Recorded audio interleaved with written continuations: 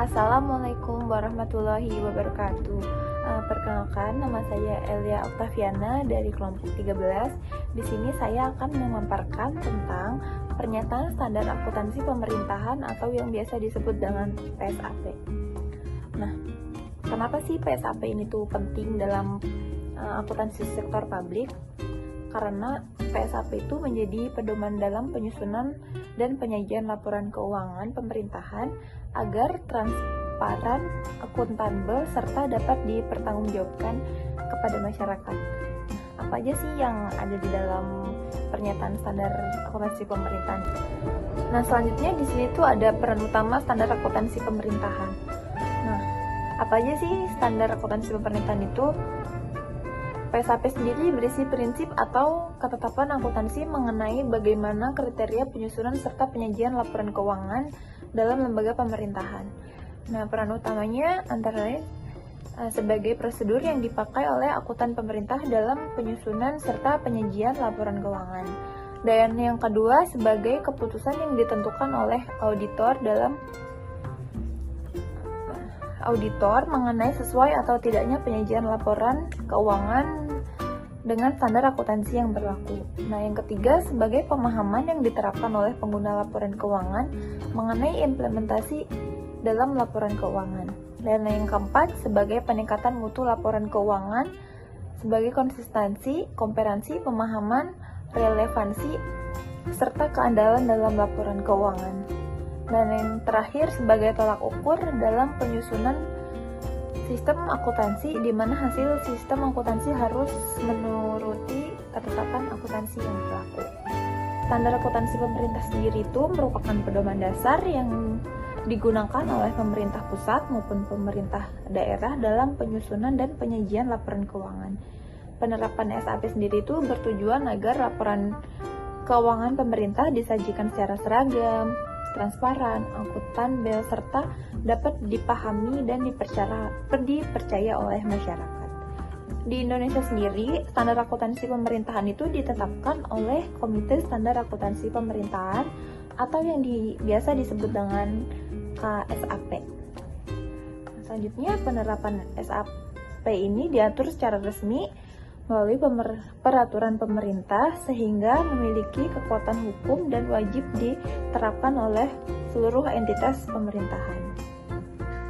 Nah, dengan adanya SAP ini tuh diharapkan pengelola keuangan negara dapat dilakukan secara lebih tertib, bertanggung jawab, serta mendukung terwujudnya tata kelola pemerintahan yang baik. Di Indonesia sendiri itu terdapat 2 regulasi utama yang mengatur tentang perkembangan SAP. Yang pertama ada PP nomor 24 tahun 2005. Itu SAP berbasis kas menuju akrual. Regulasi ini tuh merupakan SAP pertama di Indonesia yang basis pencatatannya digunakan adalah cash toward akrual. Nah, ciri-ciri SAP kas menuju akrual ini tuh pendapatan, segala bentuk pendapatan, belanja, pembiayaan dicatat berbasis kas dan diakui saat kas masuk atau kas keluar. Nah, untuk aset, kewajiban, ekuitas dicatat berbasis akrual, diakui ketika hak atau kewajiban timbul. Nah, komponen standarnya sendiri itu berisi kerangka konseptual plus PSAP 01 sampai PSAP 11 serta beberapa buletin teknis. Contoh PSAP yang utama sendiri itu PSAP 01 yang berisi tentang penyajian laporan keuangan, PSAP 02 berisi tentang laporan realisasi anggaran, PSAP 03 berisi tentang laporan arus kas, PSAP 05 berisi tentang persediaan, PSAP 07 sebagai aset tetap, PSAP 10 tentang koreksi kesalahan. Nah, yang kedua di sini tuh ada PP nomor 271 tahun 2010. Yang isinya tentang SAP berbasis akrual penuh. PP 71 tahun 2010 ini menggantikan PP 24 tahun 2025 dan mewajibkan pemerintah menggunakan basis akrual penuh. Ciri-ciri SAP akrual penuh itu semua akan dicatat sesuai akrual, yaitu pendapatan atau beban diakui ketika hak atau kewajiban muncul tidak harus menunggu kas. Regulasi ini tuh lebih mencerminkan kondisi ekonomi yang sebenarnya. Jadi jika saat itu transaksi, saat itu juga dicatat transaksinya seperti itu. Nah, di sini tuh ada komponen standarnya itu terdiri dari kerangka konseptual akuntansi pemerintahan dan PSAP 01 sampai PSAP 12. PSAP tambahan yang muncul dalam PP 71 2010 tentang PSAP 12 tentang laporan operasional yang tidak ada dalam PP 24 tahun 2005. Selanjutnya di sini tuh ada beberapa penjelasan tentang SAP yang tadi menjadi komponen utama dalam regulasi SAP. Nah, yang pertama itu ada PSAP nomor 1 tentang penyajian laporan. Pernyataan SAP nomor 1 ini tuh terfokus pada tujuan, yaitu untuk mengatur mekanisme penyediaan laporan keuangan untuk kepentingan umum sehingga ada pembanding secara jelas laporan keuangan atas anggaran setiap periode tertentu dan setiap entitas tertentu. Ruang lingkupnya sendiri itu tuh yang pertama itu penyusunan dan penyajian laporan keuangan tahunan untuk tujuan umum menggunakan dasar akrual. Nah, yang kedua berlaku untuk pemerintahan pusat, daerah, dan konsolidasi. Selanjutnya di sini tuh ada PSAP nomor 2 tentang laporan realisasi anggaran berbasis kas. Laporan realisasi anggaran disusun untuk menyajikan informasi mengenai perencanaan anggaran serta realisasi anggaran entitas pelapor. Yang ketiga, ada PSAP nomor 3 tentang laporan arus kas. Laporan arus kas berperan sebagai penyedia informasi mengenai sumber pemakaian serta perubahan saldo kas dan setara kas dalam suatu periode akuntansi. Yang keempat, di sini ada PSAP 04 tentang catatan atas laporan keuangan. Catatan atas laporan keuangan ini tuh disusun untuk meningkatkan transparansi atau keterbukaan tentang laporan keuangan dan meningkatkan pemahaman. Jadi catatan atas laporan keuangan itu tuh menjabarkan tentang yang tidak tertulis di balance sheet.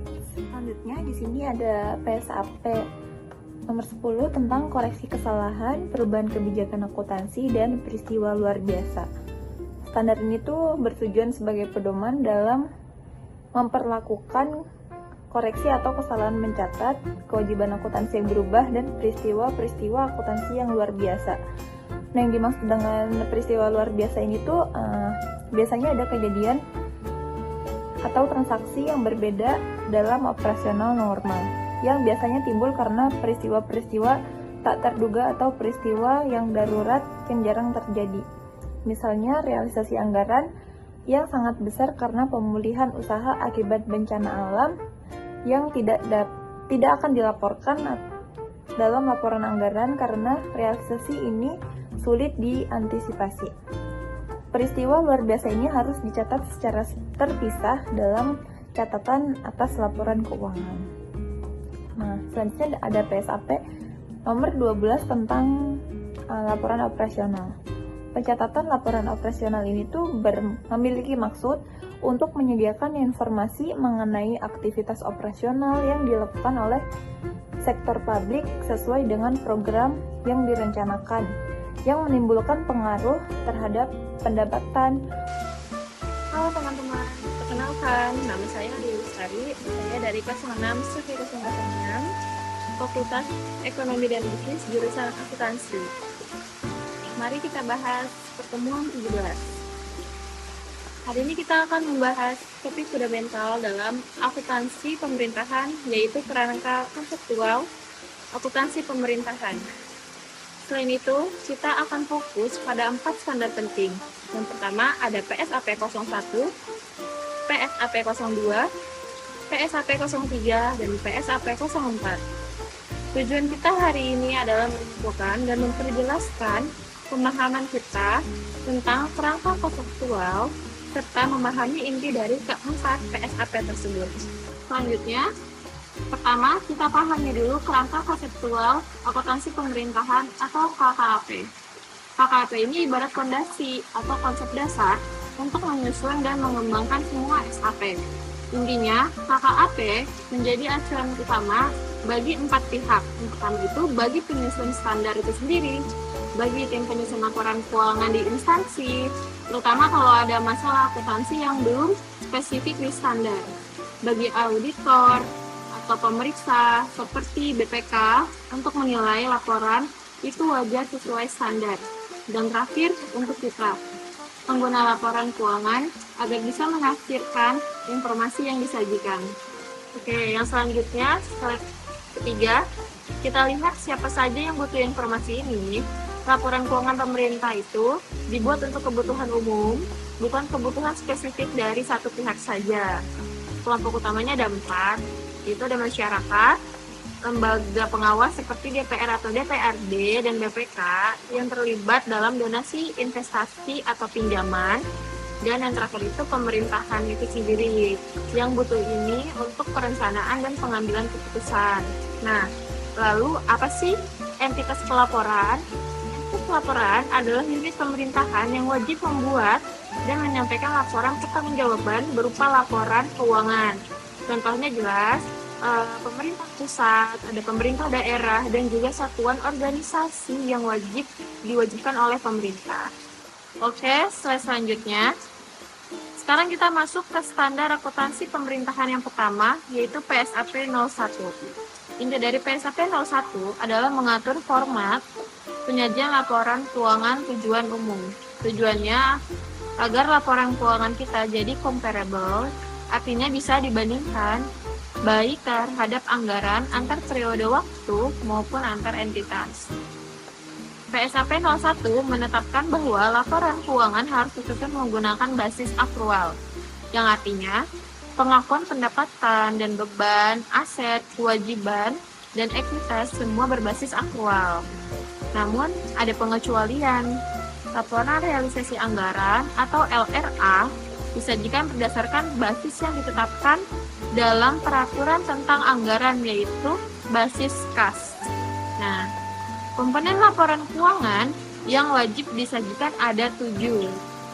Ada LRA, LPSAL, neraca, laporan operasional, laporan arus kas, laporan perubahan ekuitas, dan catatan atas laporan keuangan. Ingat, laporan arus kas itu hanya disajikan oleh entitas yang punya fungsi pembendaharaan umum. Oke, selanjutnya PSAP 02 tentang laporan realisasi anggaran atau LRA.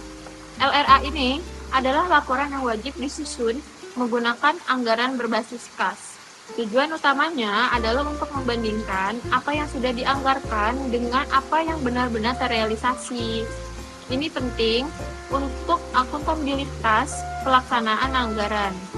Unsur-unsur yang ada di laporan realisasi anggaran meliputi yang pertama ada pendapatan LRA, yaitu penerimaan yang menambah saldo anggaran lebih atau SAL dan sifatnya tidak perlu dibayar kembali. Kedua ada belanja, yaitu semua pengeluaran yang menggunakan SAL dan tidak akan diperoleh pembayaran kembali. Yang ketiga ada surplus atau defisit, yang merupakan selisih antara pendapatan dan belanja. Kemudian ada pembiayaan, yang penerimaan dan pengeluaran dimaksudkan untuk menutup defisit atau memanfaatkan surplus anggaran. Dan terakhir ada silpa atau sikpa, yaitu sisa lebih atau kurang pembiayaan anggaran. Berikutnya adalah PSAP 03 tentang laporan arus kas. Laporan arus kas ini penting untuk melihat kemampuan kas pemerintah. Tujuannya adalah memberikan informasi historis mengenai perubahan kas dan setara kas selama satu periode. Arus kas diklasifikasikan menjadi 4 aktivitas. Yang pertama itu ada aktivitas operasi, aktivitas investasi, yang ketiga aktivitas pendanaan, dan yang terakhir aktivitas transitoris atau transaksi non-anggaran. LAK menyajikan pergerakan kas dari saldo awal hingga saldo akhir dengan unsur kunci penerimaan kas atau kas yang masuk ke bendahara umum dan pengeluaran kas atau kas yang keluar dari bendahara umum. Oke, standar terakhir yang kita bahas adalah PSAP 04 tentang catatan atas laporan keuangan. CALK ini sering disebut jantungnya laporan keuangan. CALK adalah unsur wajib, fungsinya untuk memberikan pengungkapan yang memadai. Tujuannya apa sih? Tujuannya meningkatkan transparansi dan memberikan pemahaman yang lebih baik kepada pengguna. Isi dari CALK itu sangat komprehensif. Selain rincian angka, CALK harus mengungkapkan kebijakan fiskal, ikhtisar kinerja keuangan, dan yang paling penting, rincian kebijakan akuntansi yang dipakai. CALK juga wajib menyajikan informasi tentang pos-pos basis aktual atau aset dan rekonsiliasinya dengan basis kas. Ini semua dilakukan agar laporan keuangan dapat disajikan secara wajar. Oke, slide terakhir. Sebagai penutup, mari kita review lagi. Kerangka konseptual adalah fondasi. PSAP 01 mengatur penyajian secara umum. PSAP 02 fokus pada realisasi anggaran berbasis kas. PSAP 03 menjelaskan pergerakan kas, dan PSAP 04 memastikan transparansi melalui pengungkapan yang mendalam. Itu tadi bedah kita tentang kerangka konseptual dan 4 SAP penting. Saya harap kalian mendapatkan pemahaman yang jelas. Sekarang waktunya untuk diskusi. Ada pertanyaan atau poin yang diinginkan kita bahas lebih lanjut. Sekian dari saya, kurang lebihnya mohon maaf. Sekian, terima kasih. Wassalamualaikum warahmatullahi wabarakatuh. Halo, perkenalkan nama saya Desi Ratnasari. Di sini saya akan menjelaskan tentang materi standar akuntansi pemerintahan, yaitu PSAP 05, PSAP 06, PSAP 07, dan PSAP 08. Pernyataan standar akuntansi pemerintahan PSAP nomor 05 tentang akuntansi persediaan yang mengatur penerapan penyajian seluruh persediaan dalam laporan keuangan untuk tujuan umum untuk entitas pemerintahan pusat dan daerah, tidak termasuk perusahaan negara atau daerah. Di sini saya menjelaskan PSAP 05 tentang akuntansi persediaan. Persediaan merupakan aset lancar dalam bentuk barang atau perlengkapan yang dimaksudkan untuk mendukung kegiatan operasional pemerintahan dan barang-barang yang dimaksudkan untuk dijual atau diserahkan dalam rangka pelayanan kepada masyarakat. Persediaan mencakup barang atau perlengkapan yang dibeli dan disimpan untuk digunakan. Misalnya barang habis pakai seperti alat tulis kantor, dan barang tak habis pakai seperti komponen peralatan dan pipa, dan barang bekas pakai seperti komponen bekas. Dalam hal pemerintahan, memproduksi sendiri. Persediaan juga meliputi bahan yang digunakan dalam proses produksi seperti bahan pembuatan alat-alat pertanian. Pengakuan dan pengukuran. Persediaan diakui pada saat potensi manfaat ekonomi masa depan diperoleh pemerintah dan mempunyai nilai atau biaya yang dapat diukur dengan andal. Pada saat diterima atau hak kepemilikannya atau penguasaannya berpindah pada akhir periode akuntansi, catatan persediaan disesuaikan dengan hasil inventarisasi fisik. Selanjutnya tentang PSAP 06, materinya tentang akuntansi investasi. Pernyataan standar akuntansi pemerintahan PSAP nomor 06 tentang akuntansi investasi mengatur keperlakuan akuntansi investasi dan pengungkapan informasi penting lainnya yang harus disajikan dalam laporan keuangan yang berlaku untuk pemerintahan pusat, pemerintahan daerah, dan laporan keuangan konsolidasian, tidak termasuk perusahaan, negara, atau daerah. Pernyataan standar ini mengatur perlakuan akuntansi investasi pemerintahan pusat dan daerah, baik investasi jangka pendek maupun jangka panjang, yang meliputi saat pengakuan, 4 klasifikasi pengukuran dan metode penilaian investasi, serta pengungkapannya pada laporan keuangan. Bentuk dan klasifikasi investasi. Pemerintah melakukan investasi dimaksudkan antara lain untuk memperoleh pendapatan dalam jangka panjang atau memanfaatkan dana yang belum digunakan untuk investasi jangka pendek dalam rangka manajemen kas. Terdapat beberapa jenis investasi yang dapat dibuktikan dengan sertifikat atau dokumen lain yang serupa.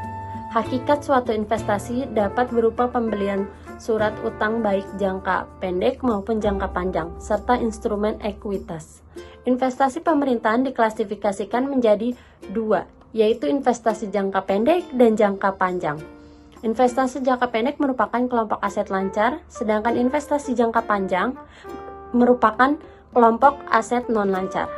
Berdasarkan peraturan pemerintah PP nomor 71 tentang Standar Akuntansi Pemerintahan atau SAP tertanggal 22 Oktober 2010 yang termuat dalam lampiran 1.02 Pernyataan Standar Akuntansi Pemerintahan PSAP nomor 07 tentang akuntansi aset tetap yang mengatur perlakuan akuntansi untuk aset tetap meliputi pengakuan, penentuan nilai tercatat, serta penentuan dan perlakuan akuntansi atas penilaian kembali dan penurunan nilai tercatat atau carrying value aset tetap. Pernyataan standar ini diterapkan untuk seluruh unit pemerintah yang menyajikan laporan keuangan untuk tujuan umum dan mengatur tentang perlakuan akuntansinya, termasuk pengakuan, penilaian, penyajian, dan pengungkapan yang diperlukan. Bentuk dan klasifikasi investasi. Pemerintah melakukan investasi dimaksudkan antara lain untuk memperoleh pendapatan dalam jangka panjang atau memanfaatkan dana yang belum digunakan untuk investasi jangka pendek dalam rangka manajemen kas. Terdapat beberapa jenis investasi yang dapat dibuktikan dengan sertifikat atau dokumen lain yang serupa. Hakikat suatu investasi dapat berupa pembelian surat utang baik jangka pendek maupun jangka panjang, serta instrumen ekuitas. Investasi pemerintahan diklasifikasikan menjadi dua, yaitu investasi jangka pendek dan jangka panjang. Investasi jangka pendek merupakan kelompok aset lancar, sedangkan investasi jangka panjang merupakan kelompok aset non-lancar. PSAP 08 tentang akuntansi konstruksi dalam pengerjaan. Berdasarkan peraturan pemerintah PP nomor 71 tentang Standar Akuntansi Pemerintahan atau SAP tertanggal 22 Oktober 2010 yang termuat dalam lampiran 1.02, yaitu Pernyataan Standar Akuntansi Pemerintahan nomor 08 tentang akuntansi konstruksi dalam pengerjaan yang mengatur perlakuan akuntansi untuk konstruksi dalam pengerjaan mulai dari identifikasi pekerjaan yang dapat diklasifikasikan sebagai KDP, penetapan besarnya biaya yang dikapitalisasikan dan disajikan di neraca, serta penetapan basis pengakuan dan pengungkapan biaya konstruksi. Ruang lingkup KDP adalah suatu entitas akuntansi yang melaksanakan pembangunan aset tetap untuk dipakai dalam penyelenggaraan kegiatan pemerintahan atau masyarakat dalam suatu jangka waktu tertentu, baik pelaksanaan pembangunannya dilakukan secara swakelola atau oleh pihak ketiga, wajib menerapkan standar ini. Konstruksi dalam pengerjaan mencangkup tanah, peralatan dan mesin, gedung dan bangunan, jalan dan irigasi, serta jaringan, serta aset tetap lainnya yang proses perolehannya atau pembangunannya membutuhkan suatu periode waktu tertentu dan belum selesai. Perolehan melalui kontrak konstruksi pada umumnya memerlukan suatu periode waktu tertentu. Periode waktu perolehan tersebut bisa kurang atau lebih dari satu periode akuntansi. Perolehan aset dapat dilakukan dengan membangun sendiri atau melalui pihak ketiga dengan kontrak konstruksi.